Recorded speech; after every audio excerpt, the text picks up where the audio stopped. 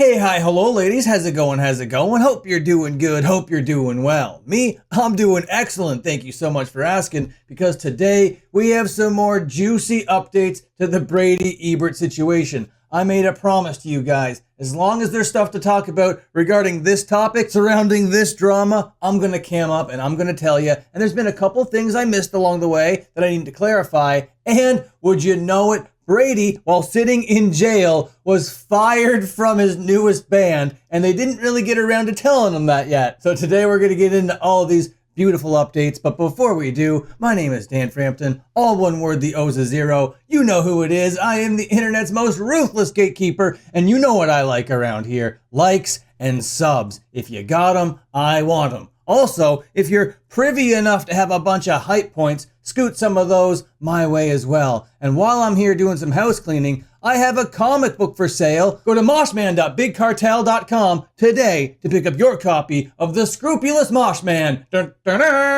issue number 1. So as you can see, according to this storyboard that I got over here, I've been following the Brady Ebert drama for a while, and you've probably been on this channel watching those videos the whole way through. But if you're not familiar, I'm gonna give you the speedrunniest of speedruns right now. It all starts with this guy over here. He was the guitar player for Turnstile. He was nothing but drama, they kicked him out. A couple years went by, he started another band. He was nothing but drama, they kicked him out. Then, apparently, he started another band called The Experience that we're going to be talking about today. And while he was in this band called The Experience, he decided to start crashing out online, and all that led to him hunting down Brendan Yates' dad, the singer of Turnstile, and Brady hit Brendan Yates' dad with his car. Allegedly, according to all the reports. Then, Brady was arrested. And then there was leaked audio that came from the courtroom of Brady basically speaking over a judge, saying it was all self-defense. And in a video that I made covering that part of the drama, I speculated, how the hell could this possibly be self-defense? The benefit of the doubt would deem that Brady Ebert saw a weapon, and then, in self-defense, he used the only weapon that he had. And that weapon that he had was a car. So,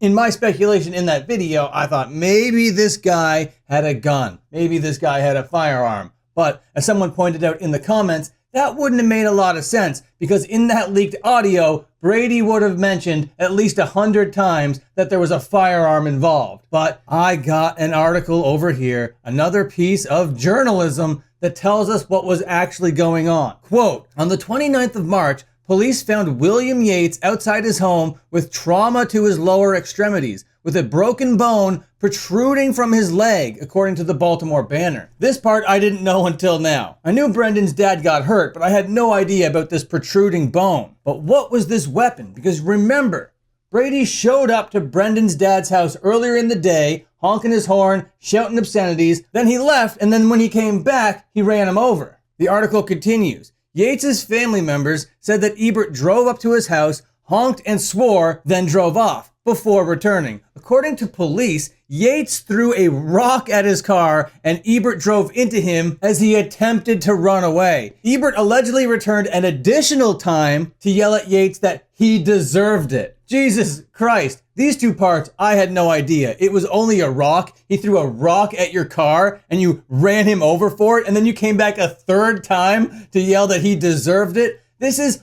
unhinged behavior. How the hell are you going to claim that this is going to be self-defense when this is what's being reported? All of this has to be utter fabrications in order for you to get away with calling it self-defense. How in the name of Christ is this self-defense? I don't think that it is, according to these reports over here. But all of that isn't even here what we're here to talk about. Those were just the updates to the story. Those are the little bits of details that needed to be added to this timeline, and you guys needed to be made aware of them. What I wanted to talk about was that band that he started after being kicked out of those other two bands called The Experience. Now, this band over here dropped a statement a little while back, just after Brady was arrested, saying, don't worry, guys, we're going to plan on continuing the project. And I was like, what the fuck is going on? They didn't really mention anything about Brady. They're just like, don't worry about anything. We know it's serious, but we're going to continue. They let that cook for a couple days, and what they meant by that was they fired him from jail, I guess. So it looked like they kept getting heat, and then they dropped this post over here of the singer guy doing a little vocal action in the booth to these songs, accompanied with this post. Yeah, I'm gonna read it word for word. Quote, we want to follow up on our last post because we know it left some questions. There's a difference between acknowledging what Brady meant to us and excusing what happened. What he did was fucked up, plain and simple. The situation has been heavy and hard to process. We've been struggling to even find the words for it. We spent months building this record together, putting everything into it, and then one decision changed everything. Brady is no longer a member of the band. We also want to make it clear that we didn't want to make a public statement about that without him knowing first. Right now, he isn't allowed visitors or phone calls, so we haven't been able to have that conversation. At the center of all this are real people dealing with real trauma, especially the Yates family, and that's what matters most. Our connection to Brady was rooted in trying to support growth and mental health, which makes it even harder to sit with. While we're here processing all of this, we're trying to move forward in a way that's honest and doesn't pretend any of this is okay. Signed, The Experience. What a load of horseshit. I fucking hate this. They make statements and walk back on them in the same sentence over here. They say, don't worry, Brady's not in the band, and we weren't ready to have that conversation. We're not ready to have that conversation because he's in jail. And then in that same sentence, they're like, don't worry, he's out of the band and we haven't told him. So we don't actually care about the thing that we just said that we care about. It's fucking stupid. And then, please guys, remember that real people are a part of this, and to not blow it up or anything like that. Meanwhile, they say things like, Brady is no longer a member of the band. Right now, he isn't allowed visitors or phone calls. So, we haven't been able to have that conversation.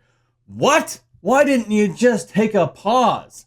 I have no idea what this even means. When Brady got kicked out of that other band, the Set or whatever, he was like, all right, they just put out a record and I guess they're a cover band now, because he wrote all the riffs or whatever. Now, he's got the Experience that he's been kicked out of, that apparently he hasn't been able to talk to the members of. Jesus Christ, what a mess. What an absolute situation all of these people are in. There really isn't any more to this update other than that. I'm not going to get a lot of watch time for this video, so watch it 2 or 3 times, share it around, like and subscribe, moshman.bigcartel.com for the comic book, and until my next upload, watch another upload. Okay, goodbye, see you later, and have a good one.